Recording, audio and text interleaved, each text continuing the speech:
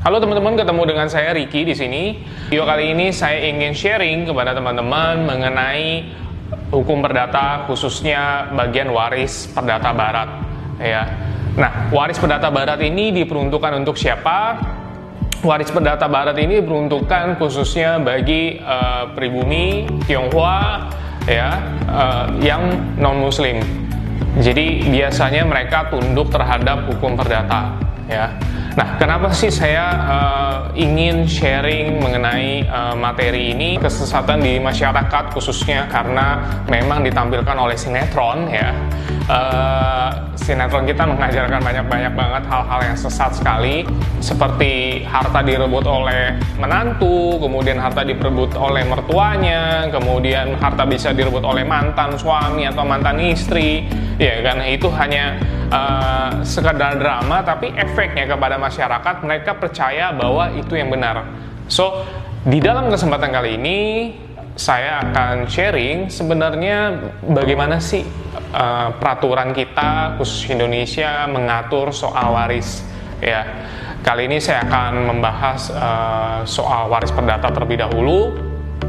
Dan di dalam video ini saya juga akan banyak sharing langsung kepada contoh-contoh kasus ya, supaya teman-teman juga bisa langsung paham bagaimana peraturan waris di Indonesia.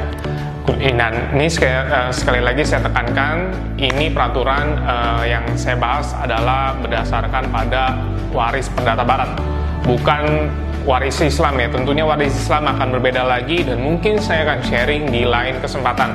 Oke? Kita langsung ke soal. Ceritanya Pak Andi seorang laki-laki yang sangat baik ya. Kemudian Pak Andi ini menikah dengan Bu Siska. Namun karena suatu hal Tuhan akhirnya memisahkan mereka berdua. Pak Andi meninggal karena serangan jantung.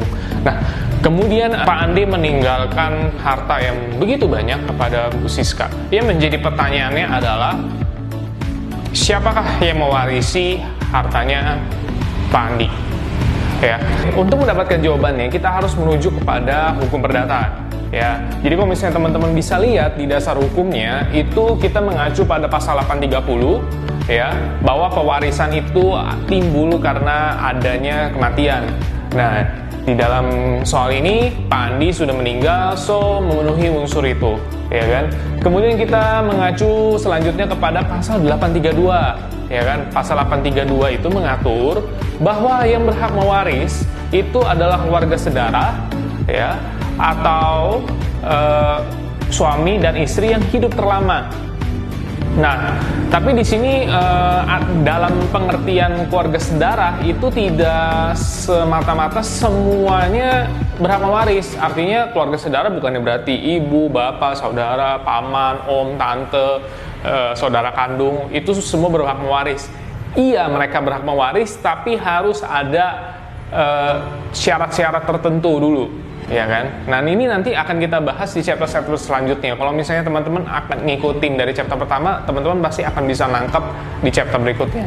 Nah, setelah di pasal 832, kita akan mengacu ke pasal 852, teman-teman. Nah, di pasal 852 ini mengatur mengenai bahwa yang berhak mewaris adalah suami atau istri yang hidup terlama dan anak-anak kandung. Nah, di dalam case ini Pak Andi dan Bu Siska tidak mempunyai anak teman-teman, tapi Pak Andi meninggalkan seorang istri yang bernama Bu Siska. Jadi kalau kita misalnya mengacu pada peraturan yang tadi kita bahas 830, 832 dan 852, maka yang berhak mewaris dan menjadi ahli waris satu-satunya adalah Bu Siska. Oke? Jadi apakah ayah dan ibunya Pak Andi, saudara kandungnya Pak Andi dapat? Yup, jawabannya adalah tidak. Karena di perundang-undangan ini sendiri itu misalnya contohnya kita di pasal 854 ya, ayah dan ibu kandung dapat kalau misalnya si almarhum tidak meninggalkan istri ataupun anak-anak. Tapi teman-teman lihat bahwa di kasusnya Pak Andi meninggalkan seorang istri. Jadi dari situ saja tidak terjadi, ya. Jadi itulah alasannya mengapa ayah dan ibunya dari Pak Andi tidak dapat, ya. Nah, kemudian karena ahli waris adalah Siska satu-satunya, otomatis bagian waris 100% menjadi milik dari Ibu Siska, teman-teman, ya. Oke. Nah, itu pembahasan mengenai soal kita pada hari ini.